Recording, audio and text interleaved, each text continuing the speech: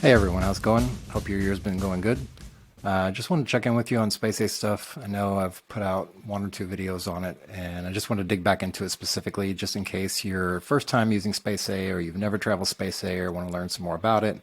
You can literally just go to the afc.af.mil site /AMC travel site, and it should bring you somewhere close to here. If not, you can check and there'll be a link somewhere you can click. I just wanted to highlight a couple things on here on this site. So this is where you can get the most up-to-date information. I know there's a bunch of sites out there that have tons of information, but this is the source of truth basically. So all the information you could possibly need about what categories of travel you fall under and things like that. And then I wanted to highlight something here. The traditional way is to send in a request through email to the passenger terminal, and then they email you back and let you know that they put you on the list. This way you can actually do it online. So you just click this little button right here, and this will bring you to the Space-A site, and it'll give you a bunch of information about the form and how it works. You have to check a couple boxes saying I read and understand all this stuff, and I'm not going to pass my PII into the system. But basically, it's not too terrible. You just fill out if you want your DoD ID,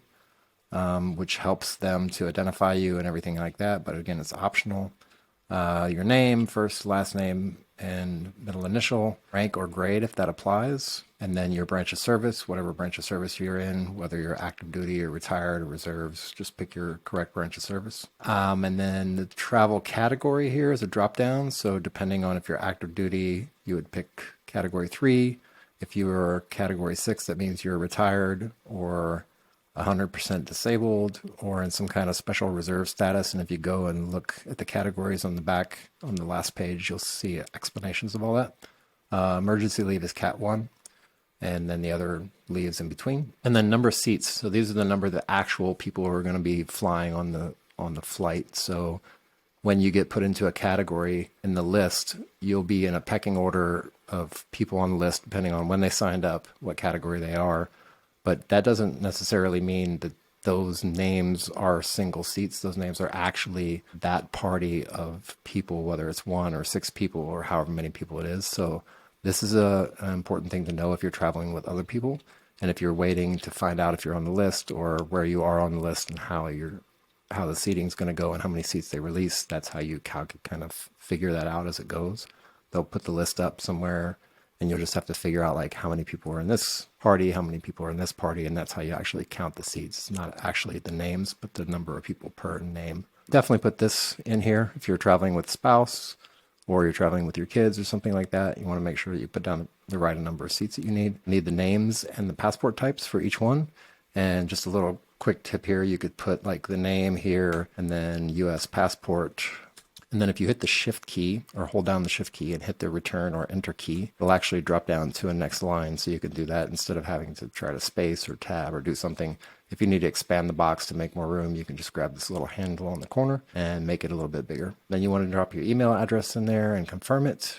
And then if you are active duty, you will put your active duty leave days in here. If you're not active duty, you do not have to do that. Just so you know, you can request up to 60 days prior to the actual day you want to fly, and that's the best bet, especially if you're Cat 6 or a category other than Cat 3, because that gives you enough lead time to be able to get on the list and get at a pretty decent spot on the list, so you're not dead last. Like if you put it in 2 weeks before you travel, you're going to have a lot harder time getting on the list, or at least getting a good spot on the list, versus putting your name on 60 days in advance. So definitely put that on there as soon as you know you're going to travel, and try to make it as far out as possible, but not beyond 60 days. So what you want to do is you'll next select your sign up departure location. You'll see all the bases on here. You'll also notice that there are some naval air stations in here as well. And then the rest are the active duty bases stateside and abroad as well. After that, you want to type in your destination. So if you want to go to Germany, or if you want to go to Italy, or if you want to go to Japan or the Philippines, or like wherever you're trying to get to, you want to list those in some kind of order, sort order, the main location where you're trying to get to, and then any secondary locations that that may come after that. And then, of course, you want to make sure and check this box if you need travel documents and country clearances, if you have them or not, or if you're just staying CONUS, then you don't need any of the documents, and you can just click that box. And you just click submit, and that'll send it off. You should get an email back saying that they received it, and you want to keep that email and print it off because it's important when you go to the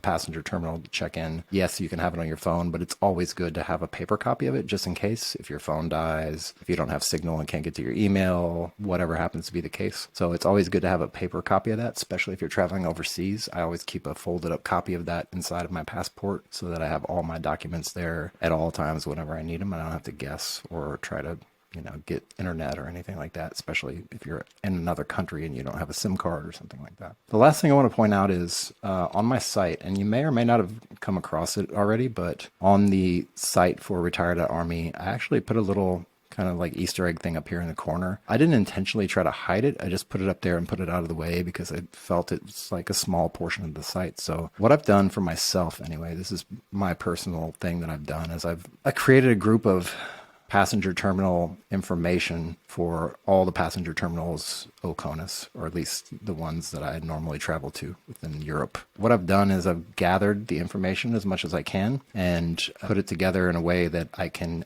easily, readily get to it, and I can then click around. So if you notice here, like Sigonella, which is a place I travel to quite often actually, it'll open up the Google map and show you where NAS 2 is, Sigonella. Or if you wanted to call Sigonella, you could just literally go down here and mouse over that, or click on it on your phone. If you're looking at the site on your phone, you can click it and it'll just initiate a call and call that place, which is kind of handy, right? So if they got multiple call numbers or you want to get the 24-hour schedule, you can just click here and call.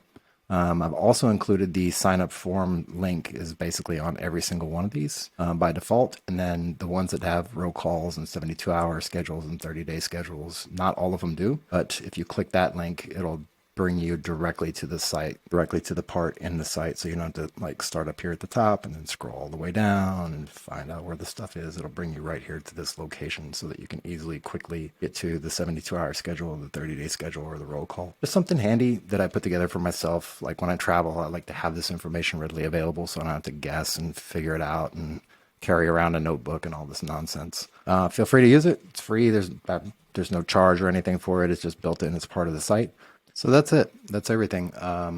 If I can add anything, or if there's anything you like to see or would be more useful, helpful, or anything on the site for that matter, feel free to just reach out to me. My DMs are open. You can contact me on WhatsApp down here if you want. You can just send me an email or leave some comments down below the video if you're watching this on video. That's all I have. I hope everybody had a wonderful New Year's and everybody's safe. And I hope you get a chance to get out and do some Space-A travel this year. If you haven't ever done it, try it out. I highly recommend it. It's a little bit nerve-wracking, but if you just let the process happen and you kind of just go with the flow and give yourself plenty of time to travel and put some padding in there for, layovers and stuff like that, like I think you'll actually enjoy it. And I'd love to hear your comments about anything Space-A related. If you've traveled, if you have lots of Space-A travel experience or little, I would love to hear your thoughts and your stories about it. Until next time, I will talk to you all later. Just remember, if you have the time and you like this enough, go ahead and click the like button. If you want to subscribe and you can get the videos, I don't post videos every single day, so you're not going to get barraged with video notifications, but it really helped me out, help out the channel, help me build this out and make it better for everybody. I appreciate you. Thank you very much, and I'll talk to you later.